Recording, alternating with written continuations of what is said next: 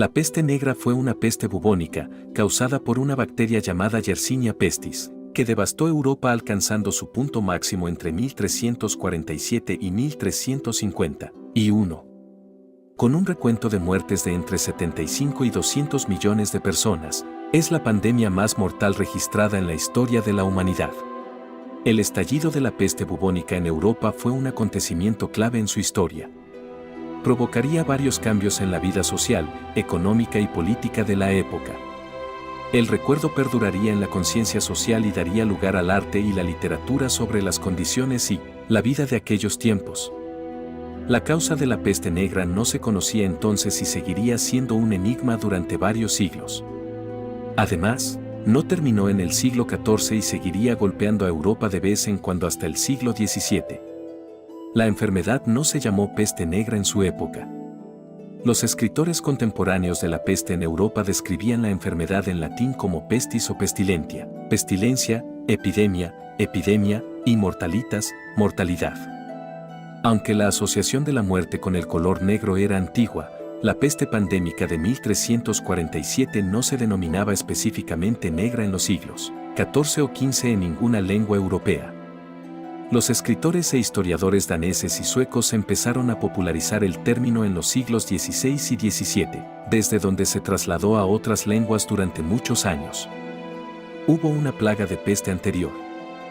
La epidemia de peste que azotó las costas europeas en 1347 no fue el primer caso importante de la bacteria Yersinia pestis que afectó a Europa. La peste de Justiniano de los siglos VI y VII está reconocida como el primer gran ataque conocido. Se la conoce como la primera pandemia de peste.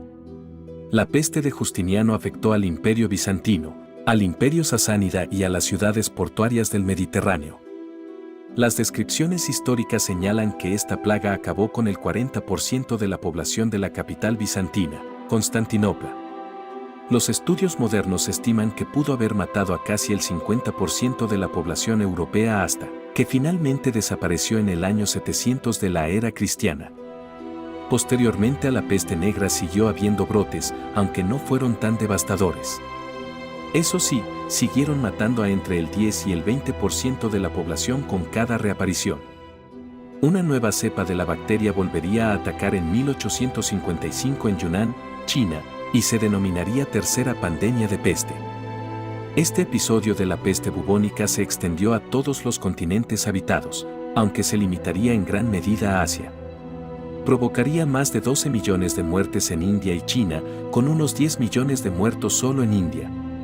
La tercera pandemia duró aproximadamente entre 1860 y 1960. La bacteria Yersinia pestis se sigue investigando.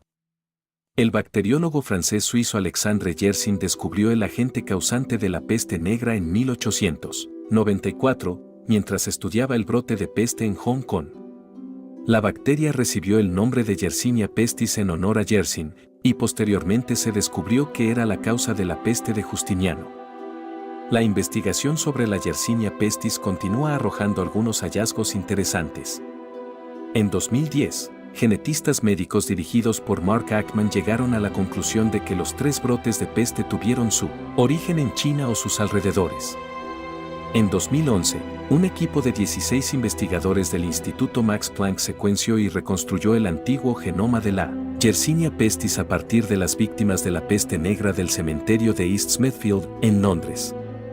Concluyeron que todas las cepas actuales de la bacteria se han originado durante el brote de la peste negra.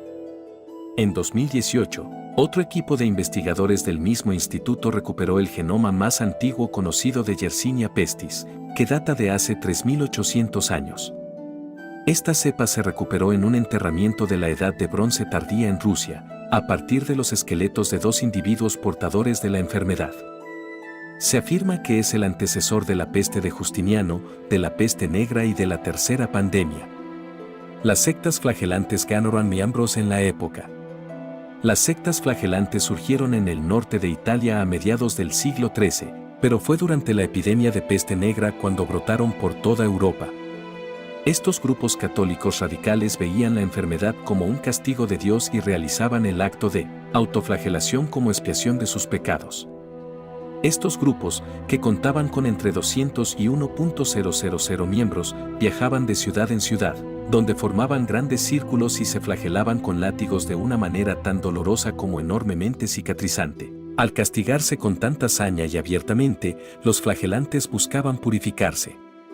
La autoflagelación pública de estos grupos podía resultar muy molesta para la comunidad circundante.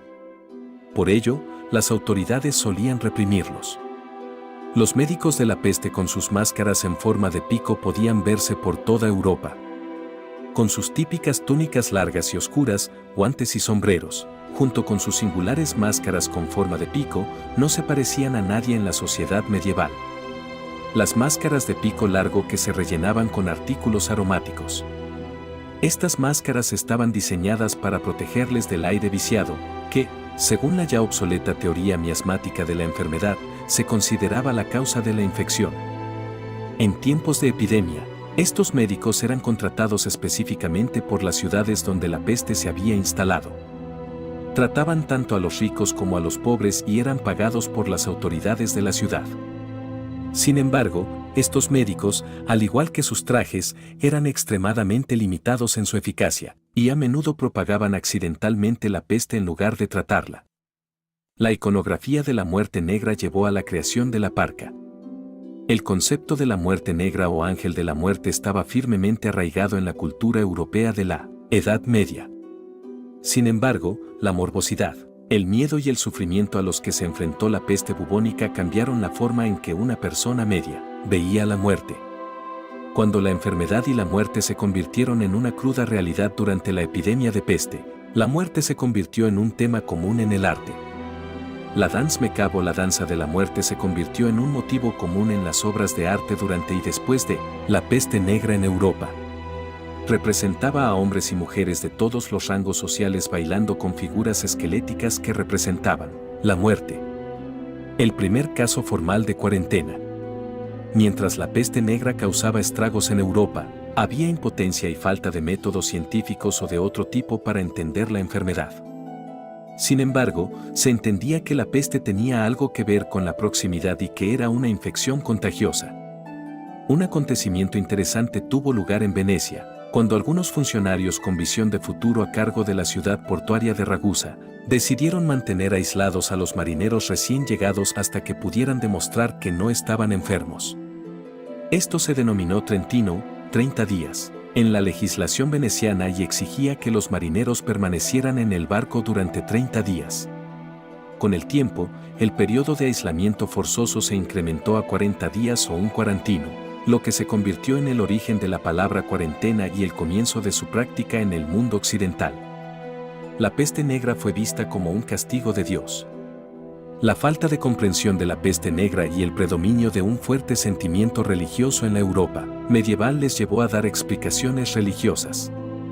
Desde el punto de vista bíblico, la peste siempre fue vista como un medio de castigo divino por parte de Dios, siendo el ejemplo clásico de esto las 10 plagas traídas contra los egipcios cuando el faraón se niega a liberar al pueblo de Dios.